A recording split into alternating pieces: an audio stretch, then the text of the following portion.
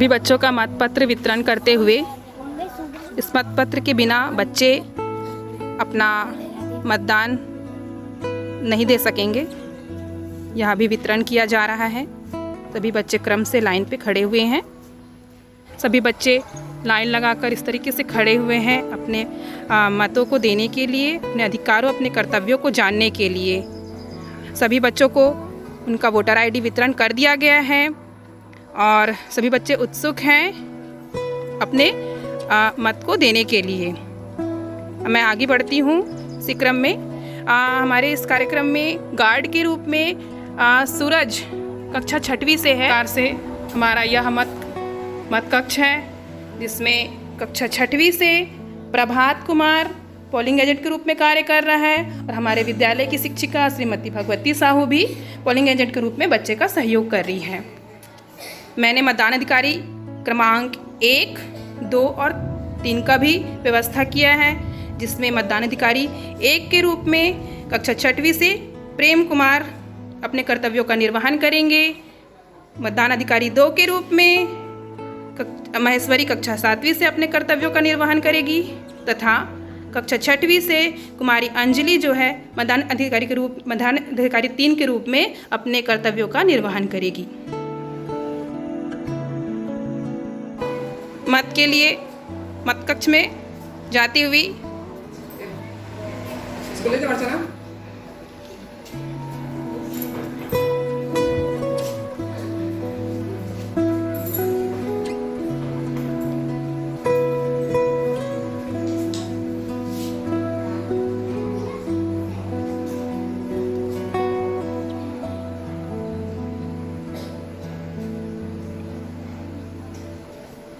ठीक है, इसी में मिलान करते हुए और ये इंक लगाते हुए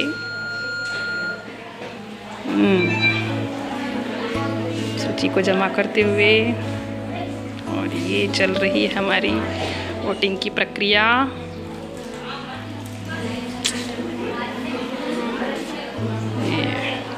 ईवीएम मशीन से वोट देती हुई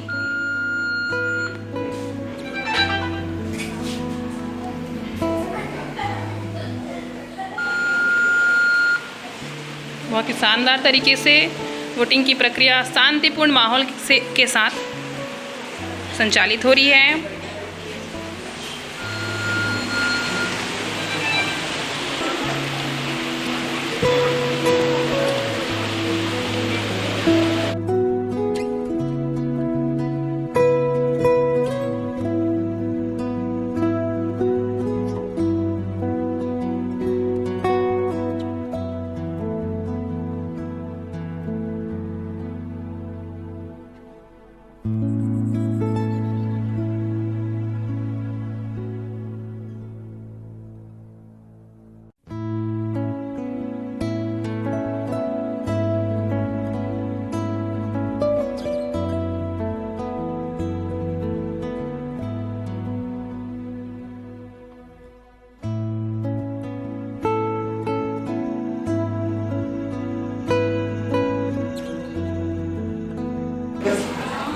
बाल कैबिनेट की प्रक्रिया में विद्यालय के शिक्षक भी अपने अधिकारों का प्रयोग किए हैं और बच्चों को वोट दिए हैं।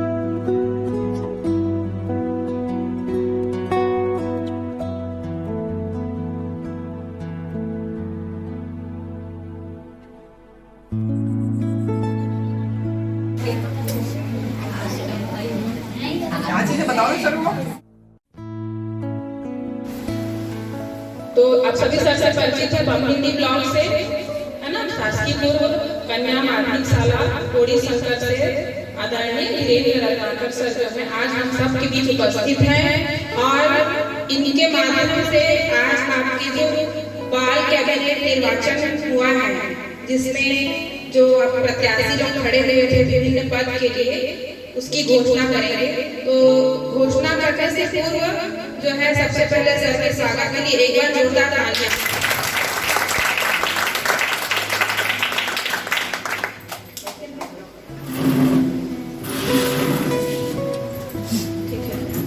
तो घोषणा के लिए मैं सबको ही आमंत्रित। बोलिए भारत माता की जय। भारत माता की जय। आज बहुत दिन बाद आप लोग से मिलना चाह रहे हैं, दोबारा अच्छा लग रहा है। और आज आप लोग का पार्लियामेंट का गठन हुआ, जिसमें आप सब बराबर सहभागिता करना है। और मुझे बहुत ही खुशी हो रही है कि आप लोग इसकी अहमियत को, वोटिंग की अहमियत को समझ पाए हैं। तो एक बार सब के लिए जोरदार ताली हो जाए। तो जी हाँ, चलिए अब हम तीर्थधाम के कौन किस मंत्री में विजयी हुआ उसको हम देख रहे हैं। तो मैं बारी बारी से घोषणा कर रहा हूँ।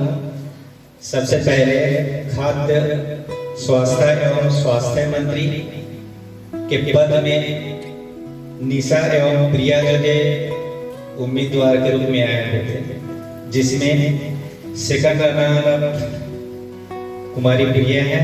और खाद्य एवं स्वास्थ्य मंत्री में जो विजय प्राप्त किया वो भी एक वोट से, उनका नाम है कुमारी निशा, कक्षा 8वीं। जोरदार ताली।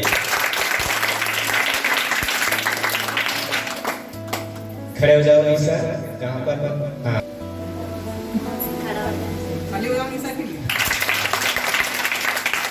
तो कुमारी निशा से हम चूंकि स्वास्थ्य एवं खाद्य मंत्री के पद पर विजय प्राप्त किए हैं, तो इस संबंध में 2 शब्द सुनना चाहेंगे, है ना। और ये भी चाहेंगे कि आप लोग को धन्यवाद दें, क्योंकि आप लोग ने वोट देकर इनको जिताया है। तो निशा,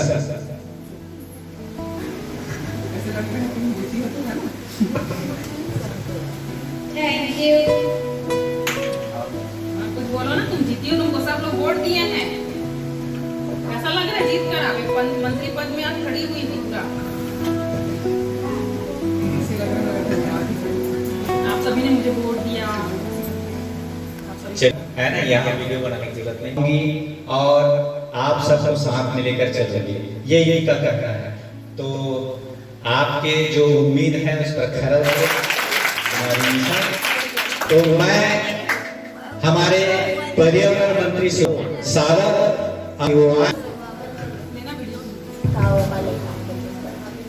पहले तो मैं आप सभी को बहुत बहुत धन्यवाद देना चाहता हूँ कि तुम लोगों ने मुझे इस पद के लिए स्वीकार किया। और मुझे बहुत खुशी है कि तुम लोगों ने मुझे इस पद के लिए चुना। और मैं अपने पद को बहुत अच्छे से निभाऊंगा और तुम लोगों को साथ लेकर पर्यावरण के बारे में अच्छी अच्छी बातें और स्वच्छ बनाऊंगा। खेल मंत्री ने सुभाष, सोनाली, रिया और चेतन, ये 4 बच्चे जो है उम्मीदवार के रूप में खड़े हुए थे, जिसमें से जो जीतने वाले हैं बच्चे हैं खेल मंत्री के रूप में आप सबके सामने आ रहे हैं, कक्षा 8वीं से। गेस करो। चेतन। ताली बजाओ।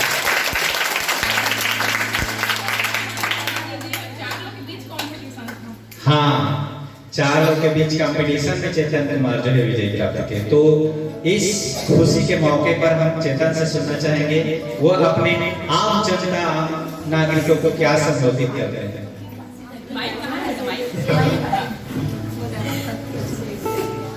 सब लोगों को मैं थैंक यू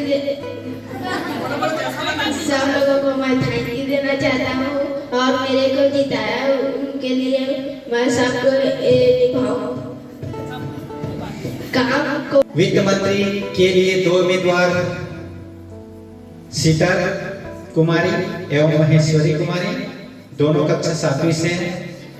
तो वित्त मंत्री के रूप में आपके सामने पेश है, विजयी प्राप्त किए हैं, वो भी बहुत ज्यादा मतों से। कौन हो सकता है?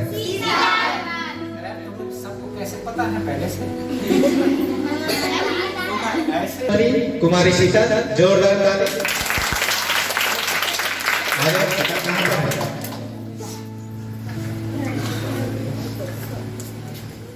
अपना खुशी डांस करके गाना गा के आप व्यक्त कर सकते हो ना। इसके बाद जो है स्पेशल कार्यक्रम होगा ताज तोसी का, ठीक है? तो दिल थाम के बैठे रहिए और कुमारी सीता से उनकी खुशी सुनते हैं। स्वागत है।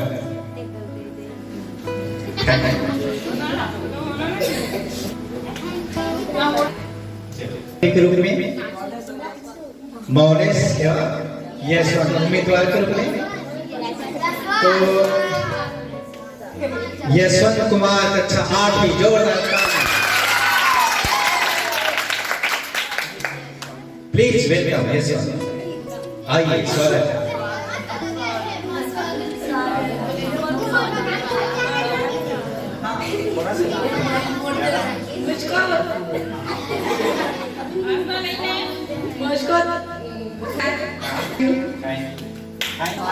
यशवंत, कानून मंत्री का क्या योगदान, क्या उस पर भी हम बात करेंगे, है ना? मंत्री, उपस्थिति मंत्री में गोकुल एवं सुमित कुमार उम्मीदवार के रूप में। अब इसमें विजय प्राप्त करने वाले बच्चे हैं गोकुल, ये भी पता था। तो आइए सुनते हैं गोकुल से उनकी खुशी कि जीत कर कैसा लग रहा है, क्या करना चाहता है। स्वागत है। मुझे आप लोगों ने जिताया इसके लिए थैंक यू। मुझे इस उपस्थिति मंत्री का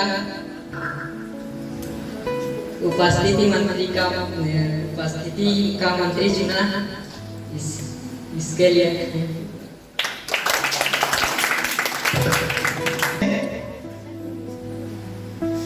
यदि शिक्षा ना हो तो समझो हमें पशु के समान है। शिक्षा सिर्फ पुस्तकीय ज्ञान ही होता है ऐसा नहीं है। हम जहां से भी कहीं से भी हम शिक्षा ग्रहण कर सकते हैं। और इस अहम पद में शिक्षा मंत्री के रूप में हिमांशु एवं सानिया उम्मीदवार के रूप में आए हुए थे, जिसमें से आज आप लोग के बाद के गठन जो हुआ उसमें शिक्षा मंत्री के पद पर आज जो विजयी प्राप्त हुआ है हिमांशु।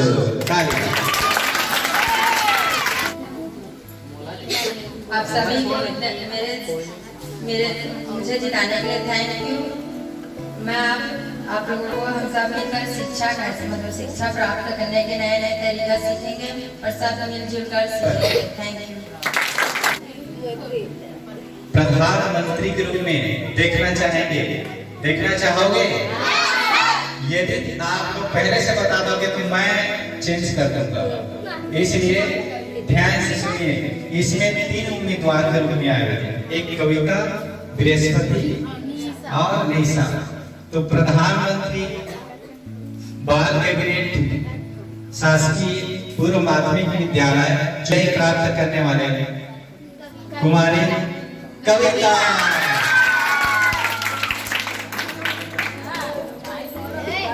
चलो कुमारी कविता सादर आमंत्रित है। इस प्रधानमंत्री के पद पर विजय प्राप्त करने पर कैसे महसूस हो रहा है उसको आप कुमारी कविता कक्षा 8वीं से। आप लोगों ने मुझे इस लेवल के लिए चुना कि मैं प्रधानमंत्री बनने के लायक है, इसलिए धन्यवाद।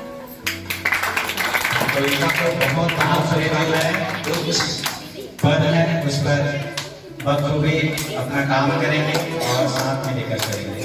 तो इसी के साथ बाल संसद का जो जितने भी उम्मीदवार जो बधाई हो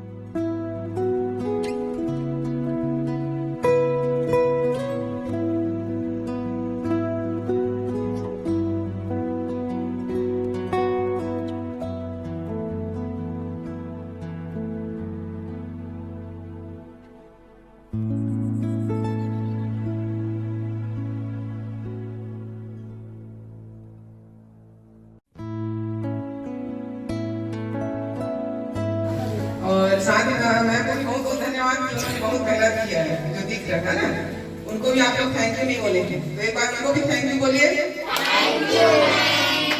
तो जो जिस पद पर आप लोग मंत्री बने हैं ना, उसको उसके कर्तव्य को समझिए और उसका निर्वहन अच्छे से करिए। यही हम लोग की यही हम आप लोग से आशा करते हैं। गठन में कुछ उम्मीदवार विजयी प्राप्त किए और कुछ को हार का सामना करना पड़ा। तो हम कतई ये ना समझे कि हम हार गए हैं तो हम उदास बैठे हैं, हम कुछ भी काम में सहयोग न करें, ऐसा भावना या ऐसे मन में नहीं लाना। क्यों नहीं लाना है ऐसा? जिंदगी की यही रीत है, हार के बाद ही जीत है। आप लोग भी गाएंगे तो और ज्यादा अच्छा लगेगा, है ना? जिंदगी की यही रीत है, हार के बाद ही जीत है। जितनी चाबी भरे राम ने, उतने चले खिलौना। रोते रोते हंसना सीखो, हंसते हंसते रोना। इस गीत के बाद बधाई देना चाहता हूँ, जोरदार तालियों से।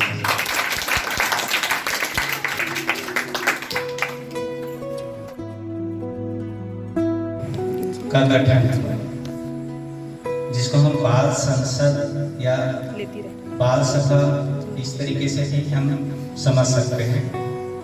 तो बाल कैबिनेट का गठन की आवश्यकता क्यों पड़ी?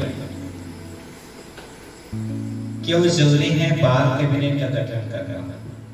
किस लिए किया जाता है?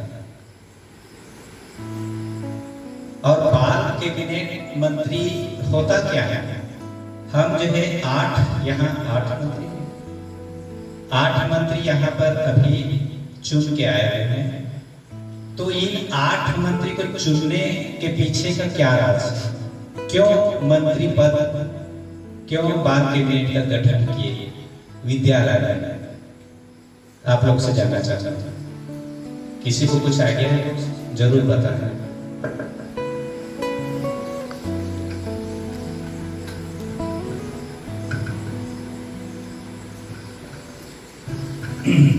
चलिए ठीक है,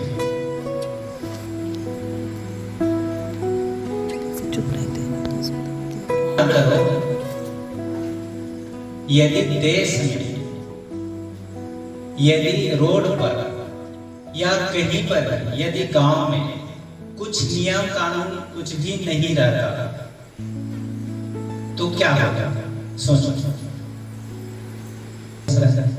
हो सकता है जो मन चाहे जिधर चाहे चलेंगे।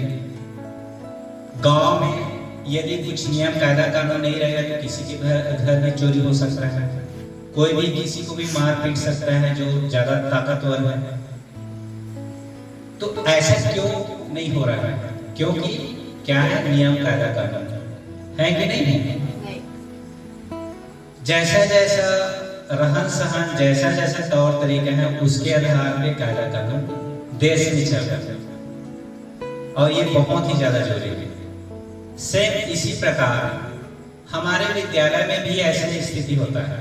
विद्यालय भी अच्छे से चले, विद्यालय भी सुव्यवस्थित ढंग से रहे, इसके लिए भी जरूरी है कि यहाँ भी कुछ मंत्रियां और वह मंत्री जो है, जो मंत्री पद पर है, जो उनका कर्तव्य है, उन कर्तव्यों के साथ बाकी साथी को लेकर चले, ताकि यहाँ भी अच्छे से संचालन हो सके, जैसे देश संचालन है।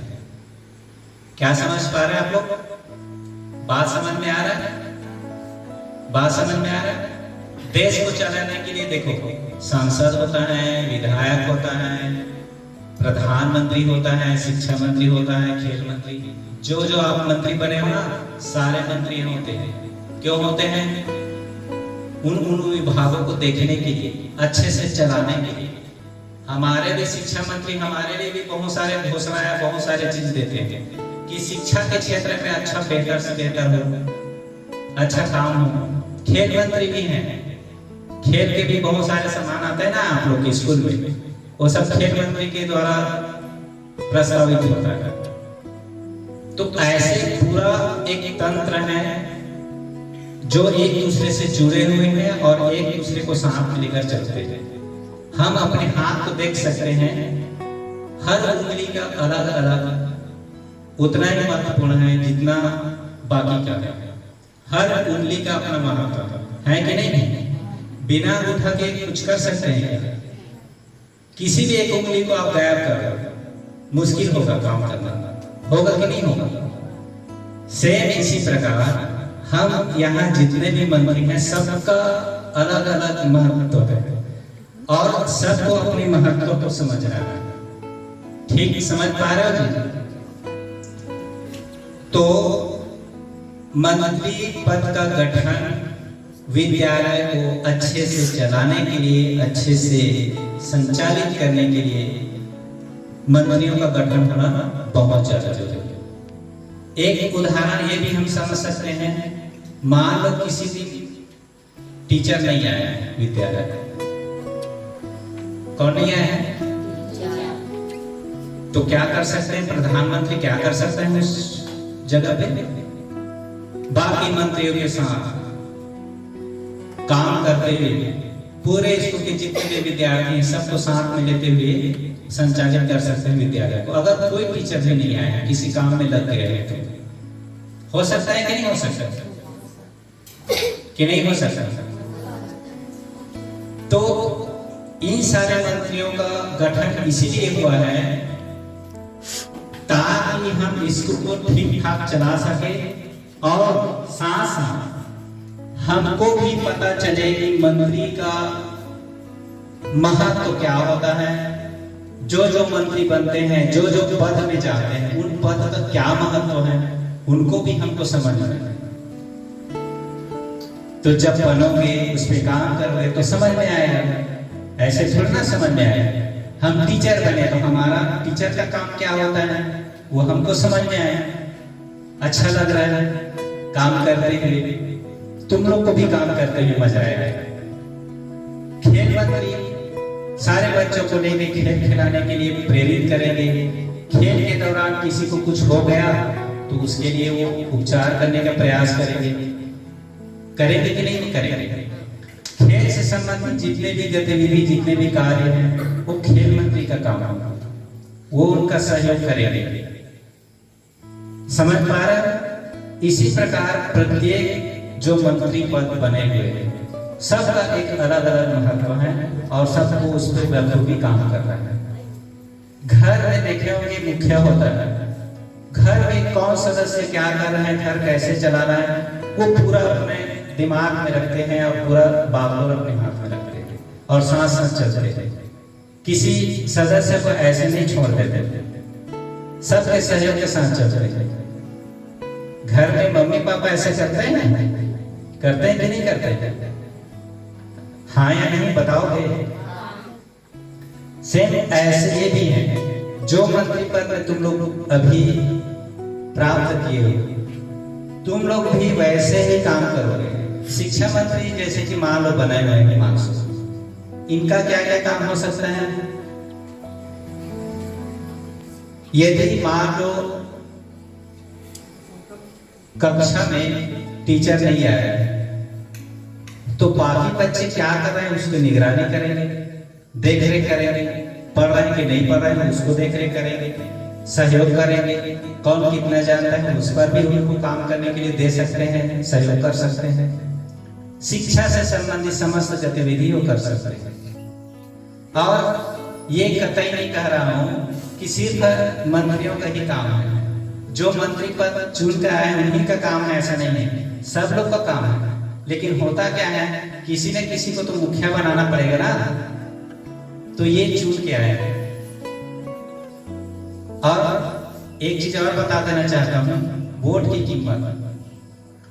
यहाँ पर तुम लोग देखे होंगे कोई एक मंत्री जो है एक वोट से, वोट का कीमत समझ रहे हो?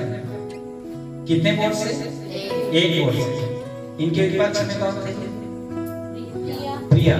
प्रिया अच्छे से प्रचार प्रसार कर दे रहे थे, तो हो सकता है इससे आगे निकल जाते थे।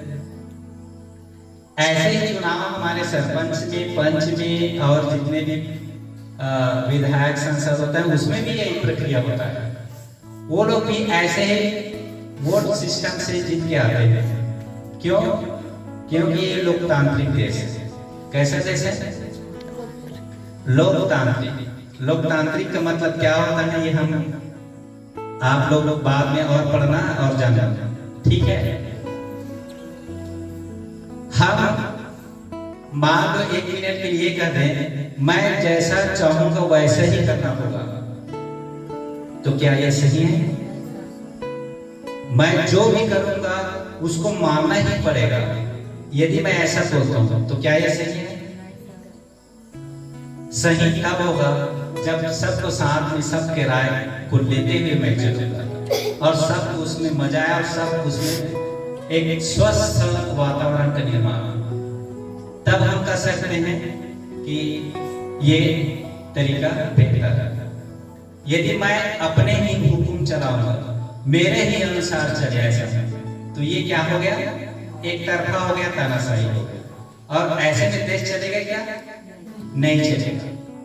सेम ऐसे ही जितने भी मंत्री बने हुए हो, सब क्या करोगे? एक दूसरे से सहयोग करोगे, बीच बीच में बैठक लोगे और कैसे हम स्कूल को कैसे अच्छे से आगे बढ़ा सकते हैं, ले जा सकते हैं, उस पर आप लोग सोचोगे और काम करोगे, तभी इसका मतलब है। नहीं तो आज तो बन गए हैं, ताजपोशी हो गया, मजा आया, ताली बजाया और कल फिर जस के तस, तो कोई काम करेगा? कोई काम करेगा क्या? ऐसे घर के मुखिया सोच ले तो, ऐसे विद्यालय के टीचर सोच ले तो, हम तो टीचर बन के आ गए हैं, हमको क्या ऐसा सोचेंगे तो ऐसे में चलेगा क्या? प्रधानमंत्री नरेंद्र मोदी जानते हो, वो यदि सोचे कि मुझे क्या देश जैसा भी हो, तब तो पाकिस्तान पूरा कब्जा कर लेंगे ना, आधी रात सबको मार लेंगे। इसीलिए बाड़ा में देखो बहुत सारे फौज लोग खड़े किए सुरक्षा के लिए। किसके लिए? तो हर क्षेत्र में सुरक्षा प्रदान करने के लिए, अच्छे से संचालन करने के लिए अलग अलग। यदि स्कूल का टाइम हो गया है तो जरूरी नहीं है कि यहाँ के जो खेल मंत्री या प्रधानमंत्री उन्हीं का काम है, सारे बच्चों का काम है। ये सिर्फ एक माध्यम है कि इन मंत्रियों के साथ मिल के हम जो है काम करेंगे। यदि मान लो कोई मंत्री नहीं आया रहता है, और उसी स्थिति में भी हम बाकी बच्चे जो है मिल के उसके जगह पे हम काम कर सकते हैं। आज शिक्षा मंत्री नहीं आया, इसका मतलब ये नहीं है शिक्षा मंत्री ही काम करेगा, तुम लोग भी अपना काम अच्छे से कर सकते हो। ये एक माध्यम बना है बस, और कुछ नहीं। वोट हुआ, वोट में जीत कर आए हैं और कुछ नहीं। जो 1 वोट 2 वोट से हार गए हैं वो हारे नहीं हैं, वो भी जीते ही हैं, समझ। हो सकता है मान लो दोबारा चुनाव होगा, अच्छे से प्रचार प्रसार करेंगे, वो भी जीत जाएगा। होगा ऐसा? और एक चीज और, मैं अभी शुरू में ही गाना में ही बताया, जिंदगी का यही गीत है, हार के बाद ही जीत। एक बार हारना और एक बार जीतना तो लगा रहता है। तो कहने का मतलब यही है, तुम लोग जो मंत्री पद चुनकर आए हुए हो उसके महत्व को समझो और उस पर काम करो। ज्यादा से ज्यादा काम करोगे तो खुद में निखार आएंगे और साथ साथ हमारा स्कूल भी अच्छे से चलेगा। समझ पा रहे हो? कर सकते हैं रिपोर्टर हम रख सकते हैं, वो रिपोर्ट करेंगे कि कौन मंत्री कैसा काम कर रहे हैं, वो इंटरनली हम जासूस के तौर पे हम रख सकते हैं विद्यालय में, और कौन से मंत्री कैसे काम कर रहे हैं वो उनकी निगरानी में रहेगा। लेकिन वो गोपनीय विभाग, कौन सा विभाग है? गोपनीयता है। तो वो चुनाव गोपनीय रूप से होगा, किसी को भी पता नहीं चलेगा, ठीक है? तो जितने भी मंत्री बने हुए हैं वो ये मत समझना कि मुझे कोई देखने वाला नहीं है, मुझे कोई बोलने वाला नहीं है, ऐसा मत समझना। तुम लोग से सबसे बड़े उच्च विभाग में है गोपनीय विभाग का काम। गोपनीय विभाग में तुम लोग के बीच के साथी भी हो सकता है, टीचर भी हो सकता है, कोई भी हो सकता है, बाहर के भी लोग हो सकता है। बाहर के लोग कैसे? मान लो तुम लोग के नजर रखोगे और दूसरे काम करोगे तो वो ईमानदारी होगा।